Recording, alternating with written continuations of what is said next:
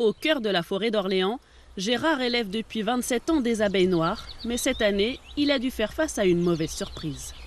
C'est la première année que je ne récolte pas de miel de printemps parce que je suis intervenu sur mes ruches, je me rappelle, le 12 avril, les ruches étaient pleines de miel et je m'étais dit que la récolte va être belle. Et derrière, arrivé à une période très très froide, les abeilles ont mangé les réserves parce qu'il y avait beaucoup d'abeilles dans les ruches, donc beaucoup de bouches à nourrir et elles ont mangé toutes les réserves.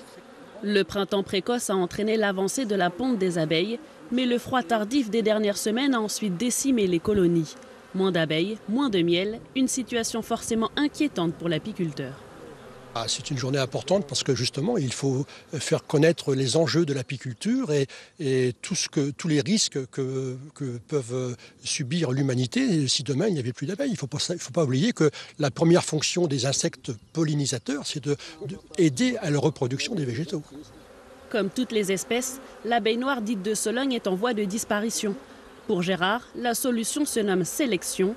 Dans ces 15 ruches, il élève principalement des mâles qui seront ensuite transportés sur un site de fécondation. Les mâles sont issus d'œufs non fécondés. Donc à partir de là, si vous connaissez le patrimoine génétique ou la carte génétique de la reine, vous êtes certain d'avoir des mâles qui ont exactement la même carte génétique puisqu'ils sont issus d'œufs non fécondés. Ça, c'est la particularité. Donc à partir de là, on peut faire pondre à des reines sélectionnées des mâles qui nous intéressent et ces mâles vont nous servir pour faire de la reproduction.